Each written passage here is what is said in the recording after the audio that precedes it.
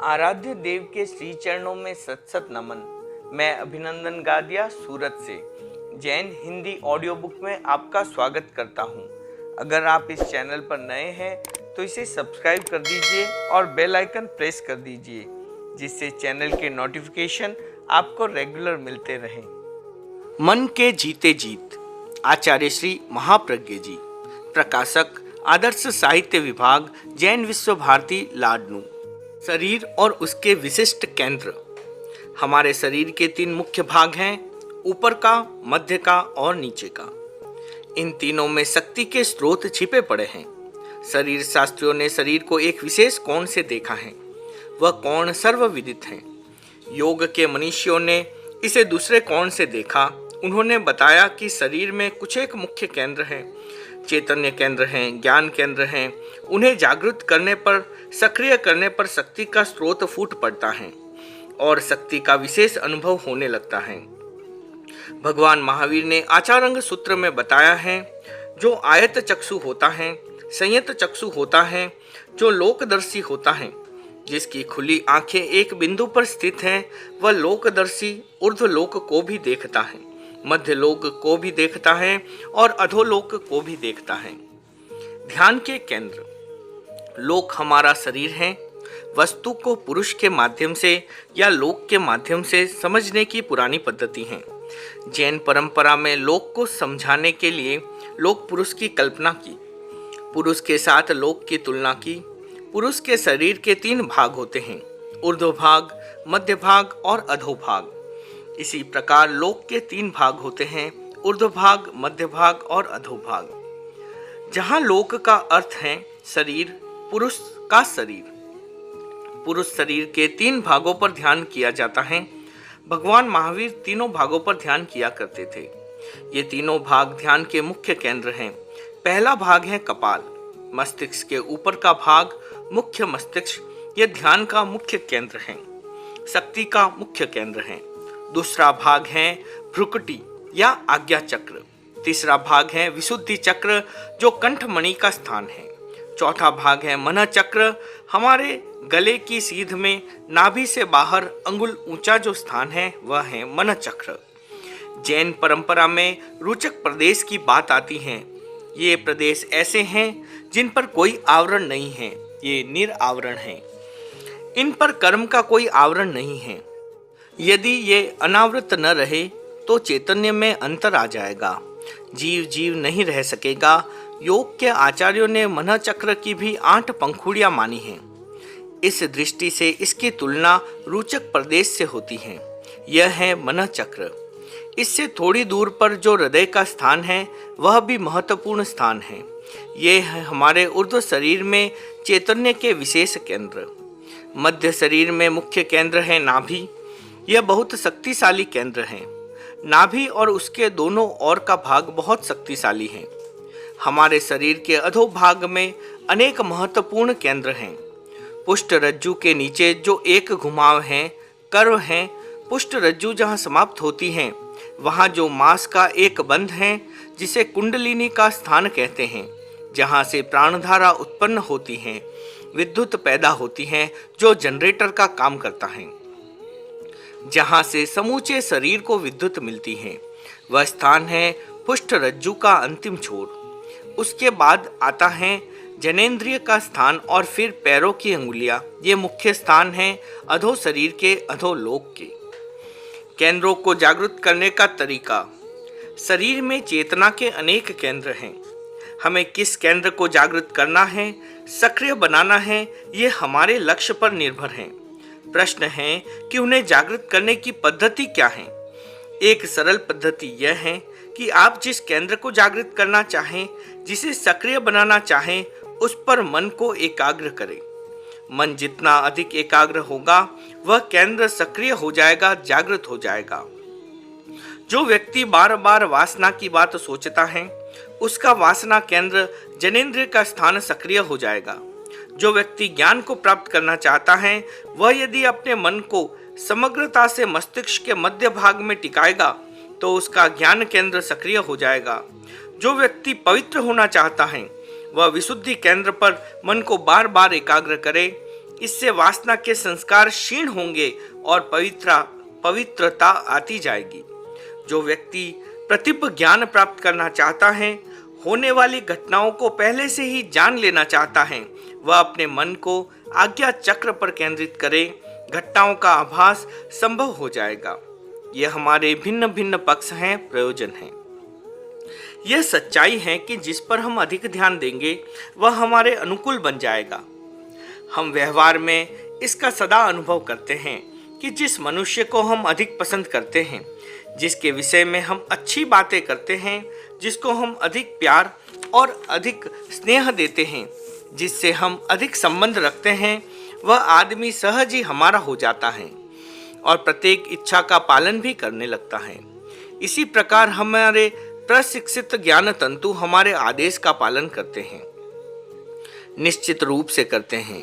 वे ज्ञान तंतु हमारे आदेश का पालन नहीं करते जिनके साथ हमने संपर्क स्थापित नहीं किया है, जिनको हमने प्रशिक्षित नहीं किया है, जिनके साथ हमारा मन संपृक्त नहीं हुआ है।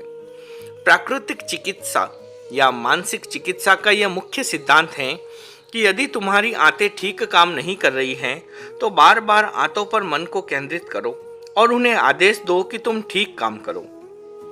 कुछ समय के बाद आंतों के जो ज्ञान तंतु हैं, वे आपके आदेश को मानने लग जाते हैं और ठीक काम करने लग जाते हैं। जब हम उन ज्ञान तंतुओं की उपेक्षा करते हैं तो वे भी उदासीन हो जाते हैं, वे हमें सहयोग नहीं देते। यदि हम उनसे सापेक्ष हो जाते हैं, उनकी अपेक्षा रखते हैं, वे भी सक्रिय हो जाते हैं और हमारी अपेक्षा को पूरा करने में तत्पर हो जाते हैं। यह सब हमारी उपेक्षा और अपेक्षा पर निर्भर है।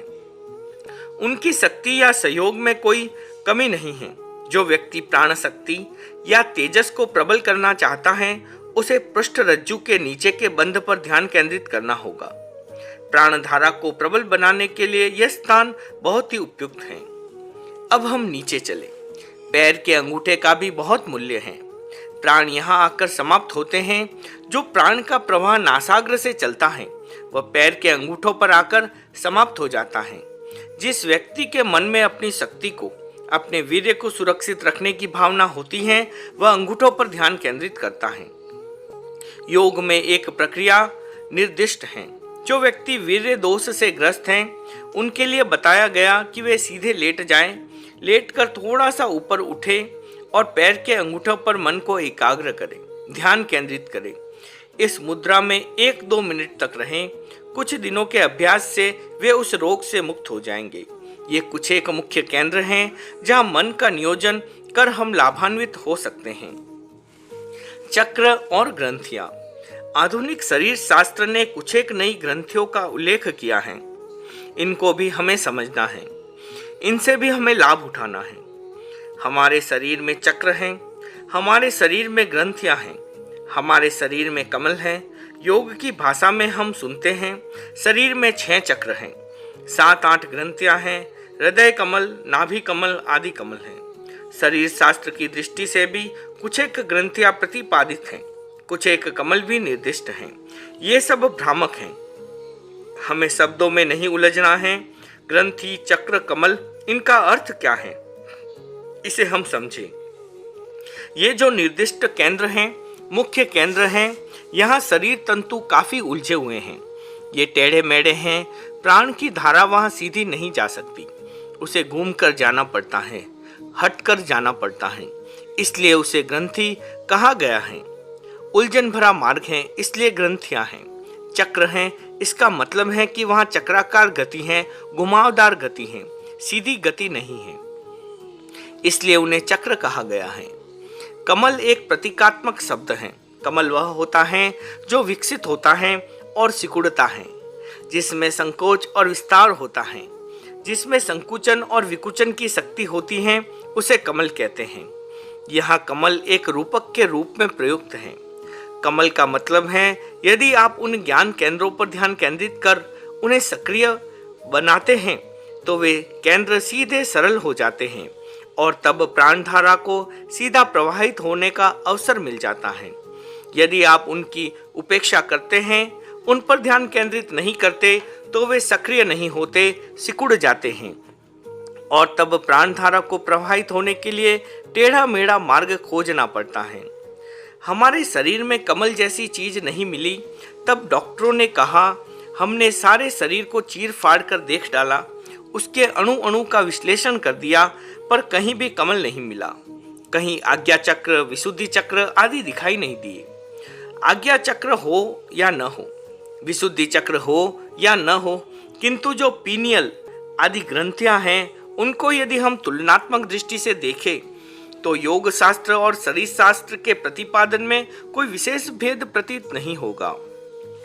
ध्यान नमो अरहंताणम का प्रश्न होता है कि हम मन को कहाँ लगाएं, ध्यान को कहाँ केंद्रित करें। यह आप पर निर्भर है। आपका लक्ष्य क्या है, आप क्या चाहते हैं, आपको पाना क्या है। यदि आपको ज्ञान की निर्मलता पानी है तो आपको ज्ञान केंद्र पर ध्यान करना होगा। आचार्य ने कुछ एक व्यवस्था दी है कि हमें नमो अरहंताणम का ध्यान करना है। अरहंत का ध्यान कहाँ करना है? उन्होंने कहा, अरहंत के ध्यान का स्थान ज्ञान केंद्र है। सारे केंद्र स्थूल रूप में दो भागों में विभक्त हैं, ज्ञान केंद्र और वासना केंद्र। ज्ञान केंद्र ऊपर है, वासना केंद्र नीचे।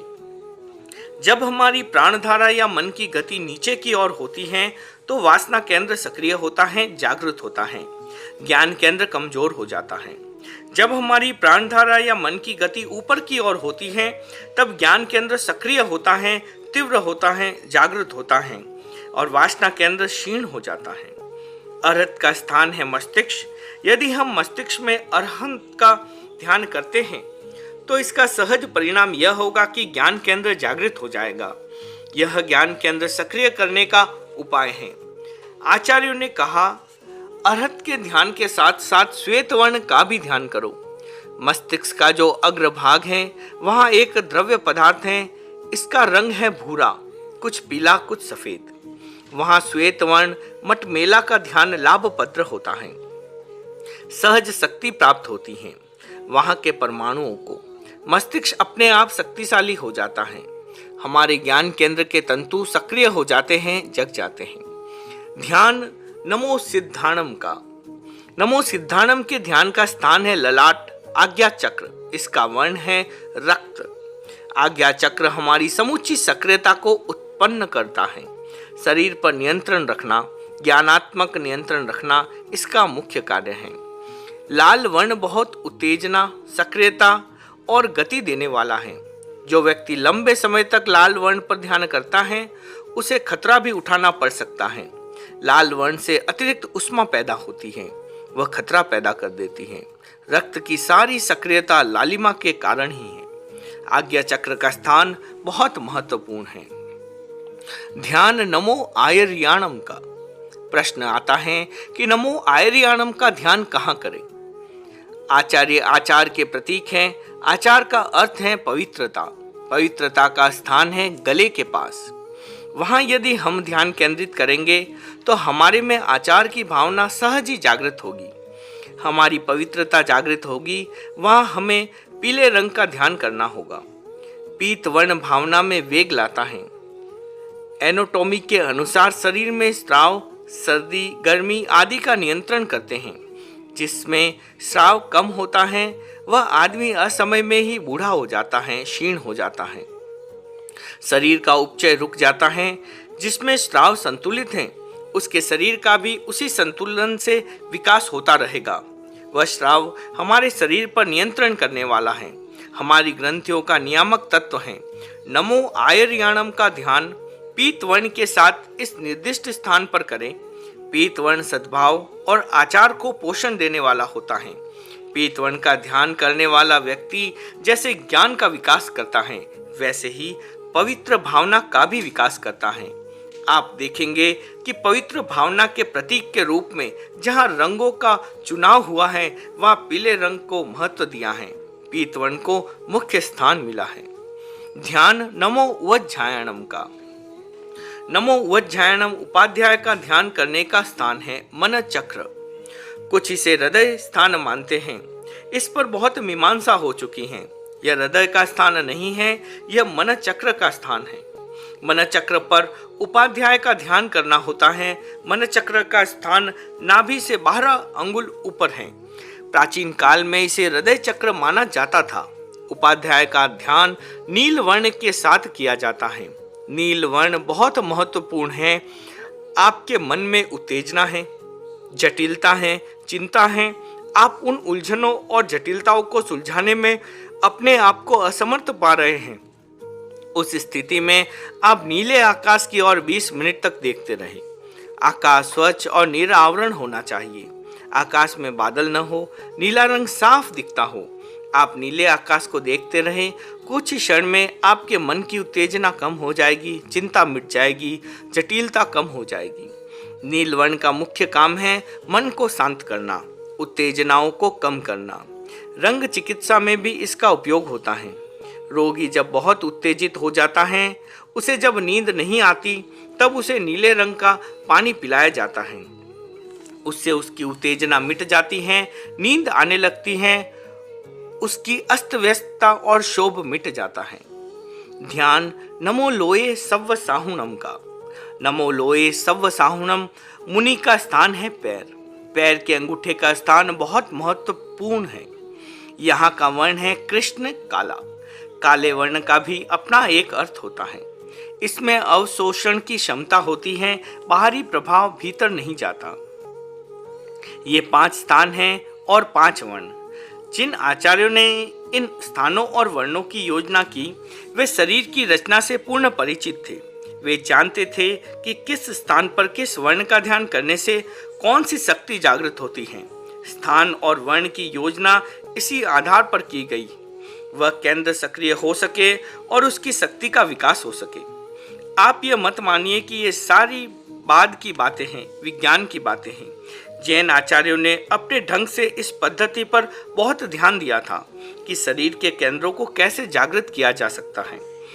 प्रश्न होता है कि नासाग्र पर ही दृष्टि को केंद्रित क्यों करना चाहिए? कहीं भी दृष्टि टिकाई जा सकती है, इसका तात्पर्य क्या है? दृष्टि को भ्रुकुटी पर क्यों टिकाएं? कहीं भी टिका सकते हैं, किंतु इन सब के पीछे एक अर्थ है, एक रहस्य है। अमुक स्थान पर केंद्रित होने से अमुक अमुक तंतु सक्रिय होते हैं, जागृत होते हैं। शारीरिक कोण से स्थानों का महत्व है। आध्यात्मिक या यौगिक कोण के द्वारा इन स्थानों का महत्व और अधिक समझ में आता है। शरीर शास्त्रीय कोण स्वास्थ्य तक सीमित होता है। ज्ञान को विकसित करना, पवित्रता को विकसित करना, यह योग का कोण होता है। शरीर के अमुक अमुक स्थानों को जागृत करने से ज्ञान बढ़ता है, पवित्रता आती है। यह कोण योग शास्त्रीय है, शरीर शास्त्रीय नहीं। हम शरीर को केवल अस्थि, मांस, मज्जा इन दृष्टियों से ही न देखें, दूसरे कोण से भी देखें। मज्जा एक धातु है, किंतु उसका कार्य क्या है? शरीर शास्त्री इसका उत्तर दे देंगे, ज्ञान। ज्ञान का केंद्र है मस्तिष्क। वह ज्ञान और क्रिया दोनों का नियमन करता है। पृष्ठ रज्जु भी उसका सहायक है। इस विषय में शरीर शास्त्रियों ने बहुत विचार किया। डॉक्टर इन सब बातों को सूक्ष्मता से जानता है, किंतु मस्तिष्क के अतिरिक्त इसके सहयोगी के रूप में दूसरे केंद्रों को विकसित करने से हमारे भाव पक्ष, ज्ञान पक्ष और क्रिया पक्ष की कौन कौन सी चेष्टाएं उभरती हैं, यह उसका विषय नहीं बनता। आज इस पर भी वे कार्य कर रहे हैं। पहले ये क्षेत्र उनके लिए अवरुद्ध था। हमारा इस स्थूल शरीर से निकट का संबंध है। उसके मुख्य केंद्रों को कैसे सक्रिय किया जाए, मैंने इसकी संक्षिप्त चर्चा की है। यदि हम इस पर ध्यान दें तो अपनी भावना के अनुसार हम अमुक अमुक केंद्रों को सक्रिय कर लाभ उठा सकते हैं। शरीर बोध की अपेक्षा। दीपावली का दिन था। एक आदमी जा रहा था। रास्ते में दूसरा आदमी मिला। उसने पूछा, कहाँ से आ रहे हो? उसने कहा, बाजार से। क्या लाए हो? दिया लाया हूँ। उसके हाथ में दिया था। मिट्टी का एक आकार था। मिट्टी का कोई दिया नहीं होता। दिया वह होता है जो प्रकाशवान है। जो प्रकाशवान नहीं होता वह दिया नहीं होता। उस मिट्टी के पात्र के बिना भी कोरी बाती प्रकाश नहीं देती। वह दिया नहीं हो सकता। जब मिट्टी के पात्र में तेल भरा जाता है, बाती तेल से भीगती हैं, तभी दीप्ति होती है, प्रकाश होता है, तभी दिया होता है। आधार इतना मजबूत हो जाता है कि आधार स्वयं दीप बन जाता है। उसके बिना कोरी बाती या कोरा तेल या बाती और तेल कुछ भी नहीं कर सकते। आधार दीप बन गया। सामान्य आदमी की भाषा में बाती दीप नहीं है, जो पात्र हैं वही दीप हैं। चैतन्य की अभिव्यक्ति। हमारी चेतना का प्रकाश इस शरीर में प्रकट होता है। शरीर के बिना वह प्रकट नहीं हो सकता, इसलिए शरीर भी आत्मा बन जाता है। प्राचीन साहित्य में चेतना को आत्मा कहा गया है, वहाँ शरीर को भी आत्मा कहा गया है। चैतन्य के योग से शरीर आत्मा कहलाता है। आत्मा को पुद्गल भी कहा गया है। शरीर जो पौद्गलिक है उसे आत्मा कहा गया है। आत्मा और परमात्मा अभिन्न हैं, उन्हें भिन्न माना गया है। आत्मा और शरीर भिन्न हैं, उन्हें अभिन्न माना गया है। यह अभिन्नता आई है एक कारण से। वह कारण यह है कि शरीर की शक्ति और आत्मा की शक्ति दोनों का गाढ़ संबंध है। शरीर की शक्ति के बिना आत्मा की शक्ति कार्य कर नहीं होती, और आत्मा की शक्ति के बिना शरीर का यह तंत्र संचालित नहीं होता। दीप का पात्र नहीं है तो प्रकाश नहीं होगा। बल्ब नहीं है, केवल करंट है, प्रकाश नहीं होगा। प्रकाश को एक आधार चाहिए अभिव्यक्त होने के लिए। चैतन्य का प्रकाश भी शरीर के बिना अभिव्यक्त नहीं हो सकता। आंख का गोलक ठीक नहीं है तो आदमी देख नहीं पाता। जो देखता है वह आंख नहीं है, आंख में देखने की शक्ति नहीं है। वह अभिव्यक्ति का एक माध्यम मात्र है, किंतु गोलक के बिना वह देख नहीं पाती। गोलक और आंख दोनों का गहरा संबंध है। स्थूल और सूक्ष्म शरीर। हम जब साधना की दृष्टि से सोचते हैं तब शरीर को काफी कोसते हैं, गालियां देते हैं। ये गाली के योग्य हैं तो प्रशंसा के योग्य भी हैं। यदि शरीर नहीं होता तो हमारी यह दुनिया कुछ भी नहीं होती। व्यक्त कुछ भी नहीं होता, सारी दुनिया अव्यक्त ही रह जाती। साधना की दृष्टि से भी शरीर का बहुत महत्व है। शरीर नश्वर है, जो दिखता है वही शरीर नहीं है। यह तो स्थूल शरीर है, यह शक्तिशाली है, पर दूसरे शरीरों की तुलना में कम शक्तिशाली हैं। वे दूसरे शरीर हैं सूक्ष्म शरीर। नास्तिकों ने भी इस स्थूल शरीर में आत्मा को खोजने का प्रयत्न किया है। राजा प्रदेशी ने चोर के शरीर के टुकड़े टुकड़े कर आत्मा को खोजा, आत्मा नहीं मिली। आज के वैज्ञानिक भी इस स्थूल शरीर को मुख्य मानकर आत्मा की खोज में लगे हैं। मरने से पूर्व शरीर को तोलते हैं, मरने के बाद पुनः शरीर को तोलते हैं और यह निष्कर्ष निकालना चाहते हैं कि दोनों शरीर के वजन में कितना अंतर आया। यदि वजन घटा है तो कोई वस्तु शरीर से निकलकर चली गई है, वही आत्मा है। यदि वजन बराबर होता है तो कोई वस्तु बाहर नहीं गई, जैसा पहले था वैसा ही अब है। इस प्रकार के अनेक प्रयोग हो रहे हैं, किंतु यह बहुत ही स्थूल बात है। आत्मा अभी कहाँ, अभी तो यह स्थूल शरीर है। यह तो प्रथम द्वार है, इसके आगे हैं सूक्ष्म शरीर। वे दो हैं, वैक्रिय और आहारक। ये स्थूल शरीर की अपेक्षा सूक्ष्म हैं। वैक्रिय शरीर की क्रियाएं नाना रूपों में प्रकट होती हैं। हमारे स्थूल शरीर की क्रिया एक ही है, अर्थात वह एक रूप में दिखता है। वह रूप नहीं बदल सकता, किंतु वैक्रिय शरीर में वह शक्ति होती है कि वह नाना रूपों में बदल सकता है। यदि आवश्यकता हुई तो वह एक कमल पुष्प में समा सकता है, और आवश्यकता पड़ने पर वह विष्णु कुमार की भांति 1,00,000 योजन का रूप बना सकता है। आवश्यकता होने पर पशु पक्षी के रूप की भी धारण कर सकता है। यह सूक्ष्म शरीर नाना रूप धारण करने में समर्थ होता है। आहारक शरीर। आहारक शरीर भी सूक्ष्म शरीर है। यह है विचारों का संवाहक शरीर। मन में विचार आया कि अमुक व्यक्ति से मिलना है, अमुक व्यक्ति से बातचीत करनी है, वह यहाँ नहीं है, कहीं दूर रहता है, उससे कैसे मिलूं, कैसे बातचीत करूं। उसी समय संकल्प मात्र से एक सूक्ष्म शरीर का निर्माण होता है। उसका संस्थान छोटा होता है। वह शरीर हजारों मील की दूरी क्षण भर में तय कर इप्सित व्यक्ति के पास पहुंच जाता है। उसके सामने प्रश्न रखता है, उत्तर प्राप्त करता है और पुनः शरीर में प्रविष्ट होकर समाहित हो जाता है। सारी क्रिया इतने अल्प समय में निष्पन्न होती है कि व्यक्ति को यह पता नहीं लगता कि इस सारी क्रिया में इतना समय लगा है। यह आहारक शरीर का कार्य है। यह है विचारों का संवाहक शरीर। यह है विचारों को ले जाने वाला और लाने वाला शरीर। उसके आगे दो सूक्ष्मतम शरीर और हैं, तेजस शरीर और कार्बन शरीर। शरीर के तीन विभाग, स्थूल शरीर, औदारिक शरीर, हार्ड मांस का शरीर, सूक्ष्म शरीर, वैक्रिय शरीर, नाना रूप बनाने में समर्थ शरीर, आहारक शरीर, विचार संवाहक शरीर, सूक्ष्मतम शरीर, तेजस शरीर, तापमय शरीर, कार्बन शरीर, कर्ममय शरीर, तेजस शरीर। यह तापमय शरीर है। यह हमारी ऊष्मा, सक्रियता और शक्ति का संचालक है। यह न हो तो ऊष्मा पैदा नहीं हो सकती, पाचन नहीं हो सकता, रक्त संचालन नहीं हो सकता। यह तेजस शरीर ही हमारे स्थूल शरीर की सारी क्रियाओं का संचालन करता है।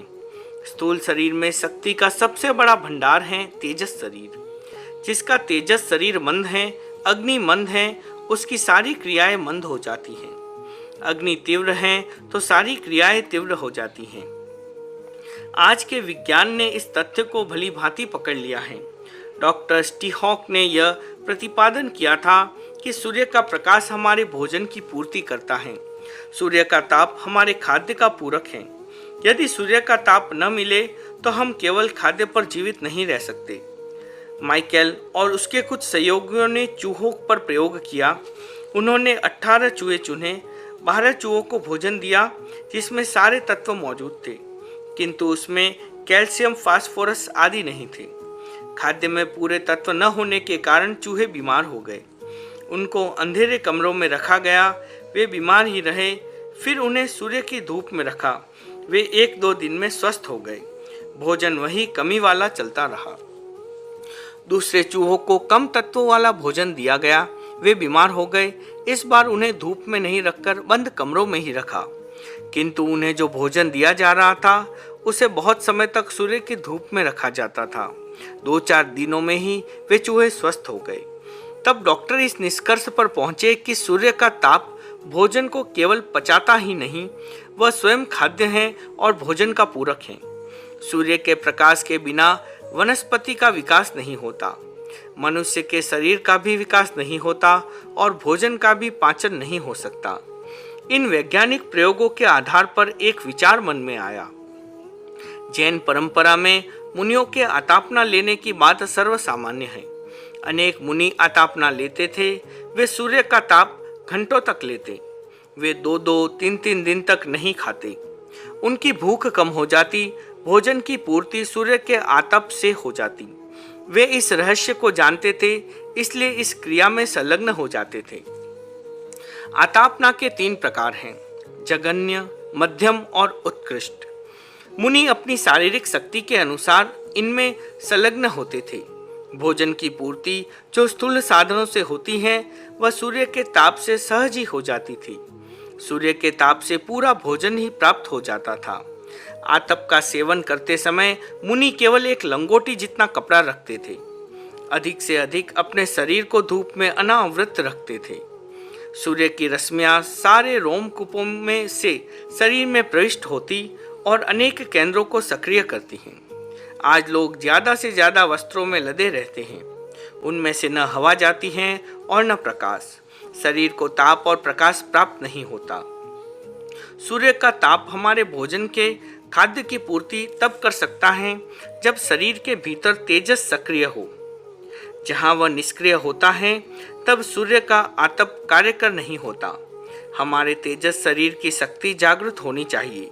तेजस शरीर के 2 कार्य हैं, शरीर तंत्र का संचालन, अनुग्रह और निग्रह या उपघात।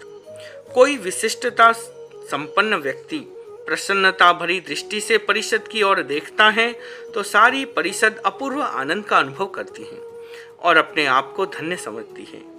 प्रसन्नता भरी दृष्टि से मिला कुछ भी नहीं, व्यक्ति ने दिया कुछ भी नहीं, फिर भी लोग समझते हैं कि हम निहाल हो गए, बहुत कृपा हो गई, अमृत बरसा। भरत बाहुबली महाकाव्य में आचार्य पुण्य कुशल जी ने लिखा है कि राजा आंखों से प्रसन्नता बरसाते हैं, वाणी से नहीं। वे इस प्रकार की दृष्टि फेंकते हैं कि सामने वाला अपने आप को अनुग्रहित समझता है। क्या यह अनुग्रह उसकी दृष्टि से निकलता है? हाँ, वह दृष्टि से निकलता है, पर वह दृष्टि में नहीं है, वह तो तेजस शरीर में है। उस व्यक्ति का तेजस शरीर इतना अनुग्राहक, प्रभावशाली या तीव्र हो जाता है कि वह जिस व्यक्ति की ओर देखता है वह व्यक्ति अपने आप को सुधा स्नान जैसा अनुभव करने लगता है। दूसरा कार्य है निग्रह करना, उपघात करना। तेजस शरीर में निग्रह करने की भी प्रबल शक्ति होती है। उसमें इतनी क्षमता होती है उपघात की कि वह एक बार किसी और क्रूर दृष्टि से देखता है तो हजारों हजारों व्यक्ति कांप उठते हैं। यह उसकी उपघातक शक्ति है। इस प्रकार तेजस शरीर अनुग्रह और निग्रह करने में सक्षम होता है। कार्मण शरीर यह सूक्ष्मतम शरीर है। यह कर्म शरीर सभी शरीरों का मूल आधार है। यह है तभी तेजस शरीर है, वैक्रिय और आहारक शरीर है, औदारिक शरीर है। अगर यह नहीं है तो कोई भी शरीर नहीं है। यह स्थूल शरीर मृत्यु के बाद छूट जाता है। कार्बन शरीर नहीं छूटता। यह जब छूटता है तब हम कहते हैं कि उसका मोक्ष हो गया, वह मुक्त हो गया। कार्बन शरीर का विच्छेद एक बार होता है, स्थूल शरीर का विच्छेद अनेक बार होता है। छोटी सी घटना है, मक्खी और चींटी में विवाद हुआ। मक्खी ने चींटी से कहा, तुम कहाँ कहाँ पहुँच पाती हो? तुम्हारी गति की सीमा है। मैं तो हर स्थान पर पहुँच जाती हूँ। जहाँ भगवान का भोग लगता है वहाँ भी पहुँच जाती हूँ। मेरी गति निर्बाध है। चींटी ने कहा, पहुँच जाना एक बात है, पर निमंत्रण पूर्वक पहुँचना एक बात है। तुम जहाँ भी जाती हो उड़ा दी जाती हो, ठुकरा दी जाती हो, तिरस्कृत होती हो। मक्खी की भांति है हमारा शरीर। जितनी बार हम छोड़ते हैं पुनः आगे तैयार मिलता है।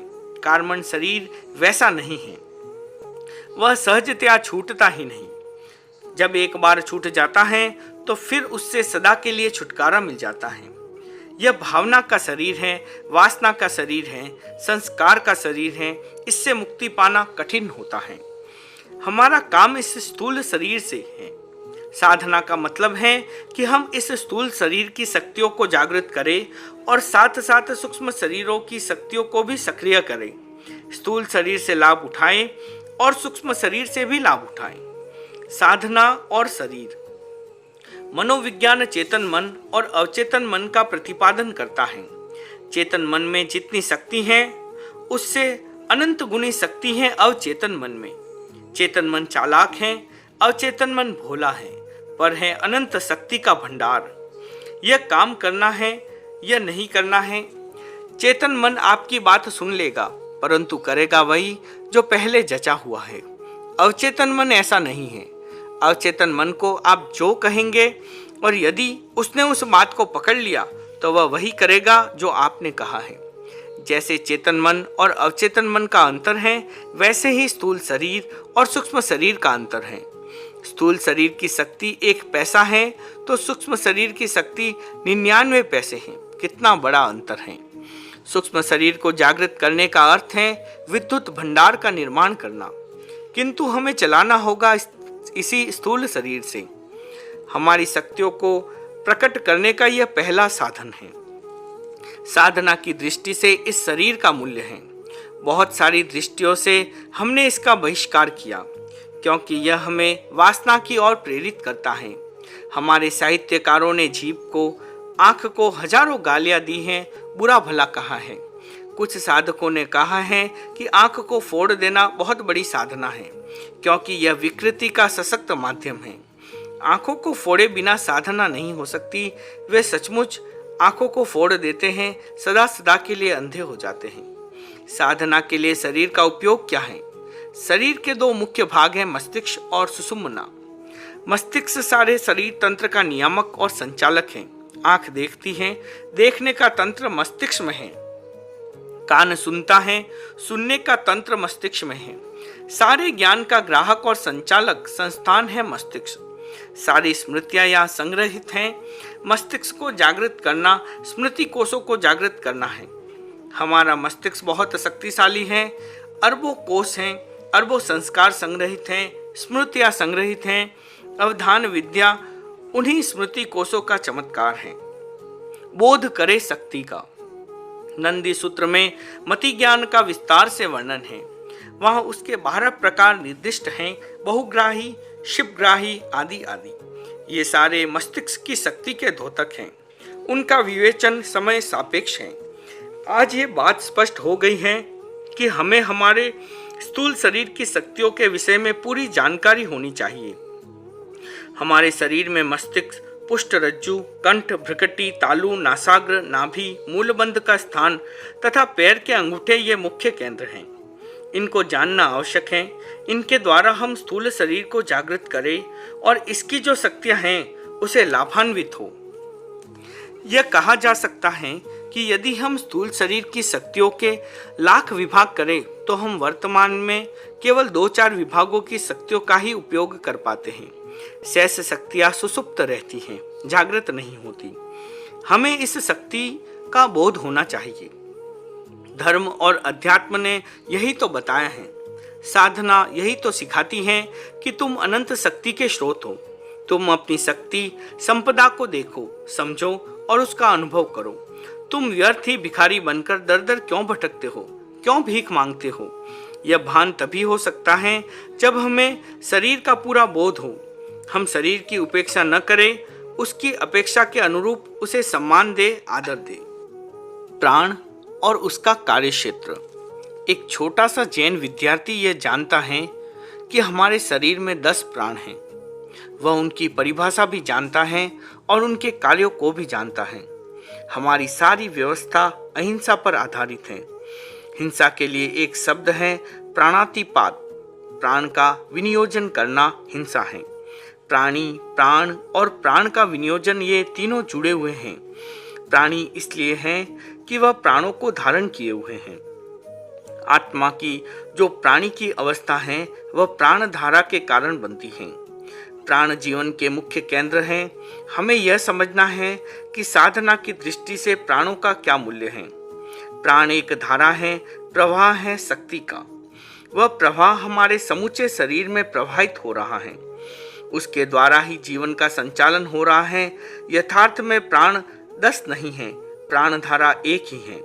वे विभिन्न कार्यों को संपादित करते हैं, इसलिए अनेक हो जाते हैं। प्राण के मुख्य केंद्र 10 बने हुए हैं, इसलिए प्राण 10 हैं। जो जीव 1 इंद्रिय वाला है उसमें भी प्राण होते हैं। जो जीव 5 इंद्रिय वाला है उसमें भी प्राण होते हैं। प्राणों की संख्या में अंतर आ जाता है, प्राण शक्ति में अंतर नहीं आता। प्राण और चेतना। प्राण के 10 केंद्र हैं, शरीर में 10 प्राण हैं। इसका तात्पर्य है कि प्राण शक्ति से संचालित होने वाले 10 केंद्र हैं। 5 इंद्रिय, मन, वचन, काया, श्वासोच्छ्वास और आयुष्य, ये 10 प्राण हैं। इन 10 प्राणों का स्थान कौन कौन सा है? प्राण की धारा जो अपने केंद्रों को शक्ति देती है उसका स्थान कहाँ है, सेंटर कहाँ है? 10 प्राणों को शक्ति देने का केंद्र हमारे मस्तिष्क में है। मस्तिष्क में ही सारी शक्तियां केंद्रित हैं। आप देखेंगे श्रवण का एक केंद्र है, गंध का एक केंद्र है, श्वास का एक केंद्र है, चिंतन, संवेदना आदि का एक केंद्र है। ये सारे केंद्र मस्तिष्क में हैं। इसका अर्थ है हमारी 6 पर्याप्तियों के केंद्र भी हमारे मस्तिष्क में हैं। पर्याप्तियां पौद्गलिक रचना है। पर्याप्ति एक संस्थान है, उसमें समता है। उस केंद्र में जब प्राण की धारा संचारित होती है तब वह सक्रिय हो जाता है। पर्याप्ति प्राण का रूप ले लेती है। इसलिए हम मानते हैं कि पर्याप्ति कारण है और प्राण कार्य है, दोनों में संबंध है। मूल प्राण क्या है? यह जटिल प्रश्न है। एक है प्राण वायु और एक है प्राण, दोनों एक नहीं है।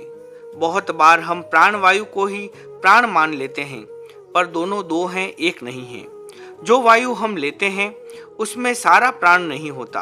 हम श्वास ले रहे हैं, प्राण नहीं ले रहे।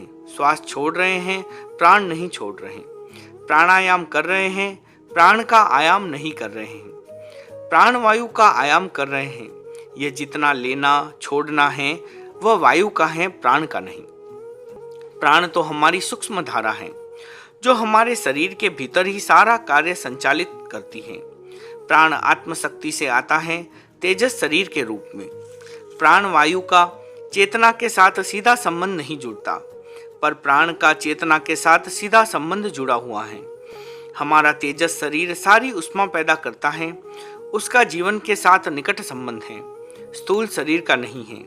एक और जीव की तेजस शक्ति और दूसरी ओर चैतन्य शक्ति, इन दोनों का योग होते ही प्राण की उत्पत्ति हो जाती है। प्राण में चैतन्य का प्रवाह है, प्राण वायु में चैतन्य का प्रवाह नहीं है। प्राण एक यौगिक शक्ति है। हमारे शरीर में एक केंद्र है जहाँ सुषुम्ना का निचला सिरा समाप्त होता है। उसके नीचे एक केंद्र है, वह केंद्र प्राण शक्ति का उत्पादक है।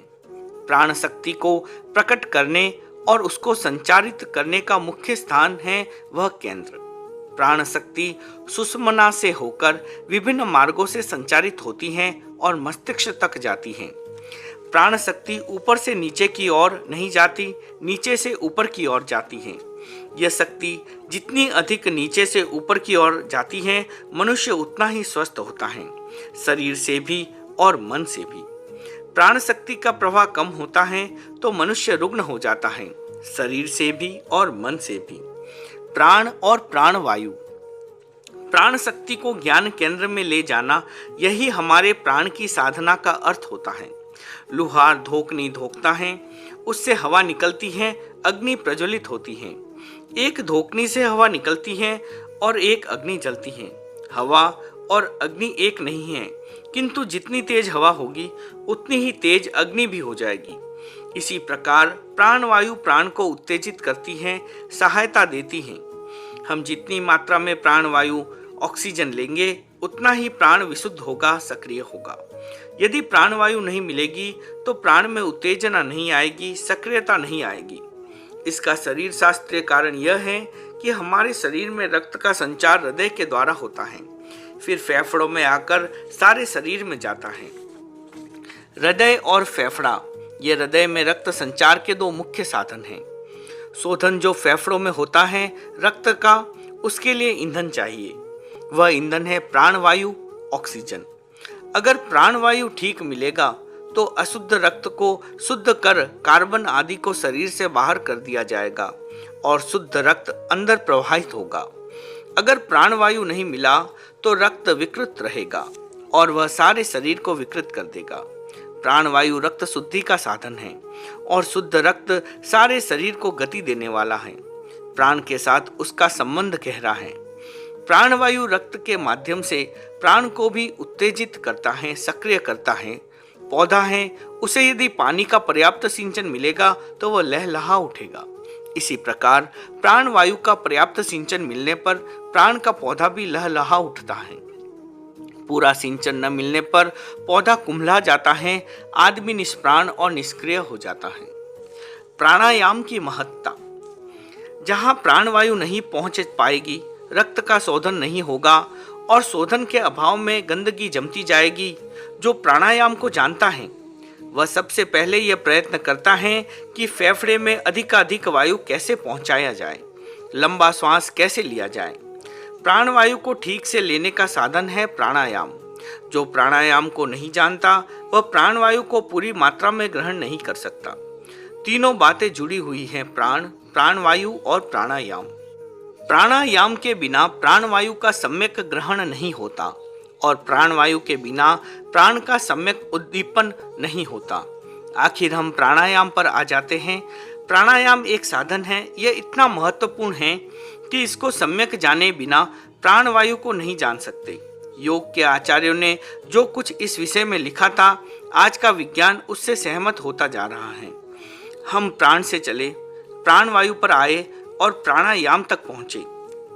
अब हमारी यात्रा उल्टी शुरू होती है। हम प्राणायाम से चलते हैं। हमारा प्राणायाम का अभ्यास अच्छा होना चाहिए। प्राणवायु स्वयं सध जाएगी। प्राणवायु को कितनी मात्रा में लेना चाहिए, प्राणवायु कहाँ तक पहुँच रहा है, इसका भी ज्ञान होना चाहिए। प्राणवायु को ठीक से लेते हैं तो प्राण को सक्रिय करने की क्षमता जागृत हो जाती है। प्राण शक्ति के आधार पर योगी जन विचित्र प्रकार के काम कर दिखाते हैं। तेजस शरीर में अनुग्रह और निग्रह करने की शक्ति होती है। तेजस लब्धि संपन्न व्यक्ति जला सकता है, नष्ट कर सकता है, मार सकता है, तो वह अनुग्रह भी कर सकता है, दे भी सकता है। उसमें देने की भी क्षमता होती है। ये सारी प्राण शक्ति की क्रियाएं हैं। प्राण का संबंध है तेजस से। यह होता है तब प्राणायाम से ली गई प्राण वायु की अग्नि के द्वारा प्राण को इतना उद्दीप्त कर दिया जाता है, प्राण इतना ज्वलित हो जाता है कि उसमें अद्भुत क्षमताएं प्रकट हो जाती हैं। इस दृष्टि से प्राणायाम का बहुत महत्व है। प्राण के सारे केंद्र मस्तिष्क में है, किंतु प्राण की धारा के दो मार्ग हो सकते हैं। उसका एक बाहरी रास्ता है और एक भीतरी रास्ता है। बाहरी रास्ता है आगे का। आगे के रास्ते में प्राण शक्ति जाती है तो वह हमारे शरीर के तंत्रों को सक्रिय बनाती है। हमारी जो नॉर्मल शक्ति है वह उसी से उत्पन्न होती है। वह अतिरिक्तता नहीं लाती। वह हमारे 10 प्राण केंद्रों को सक्रिय करती हैं और जीवन यात्रा को सही ढंग से चलाती हैं। जब हम प्राण शक्ति के प्रवाहित होने वाले इस मार्ग को बदल देते हैं तो वहाँ भिन्न प्रकार की शक्ति पैदा होती है। प्राण धारा के प्रवाहित होने का भीतरी रास्ता है महावीथि। यह शब्द आचारंग में आया है पणया वीरा महाविहीम। न जाने सूत्रकार का आशय क्या था, व्याख्याकारों का आशय क्या था, किंतु ऐसा लगता है कि यह सूत्र प्राण धारा को पृष्ठ रज्जु से ऊर्ध्वगामी बनाने का सूत्र है। इसका अर्थ है जो वीर हैं वे महापथ पर चल पड़े हैं। हठ योग प्रदीपिका में सुषुम्ना का एक पर्यायवाची नाम है महापथ। लगता है महावीथि और महापथ एक हैं।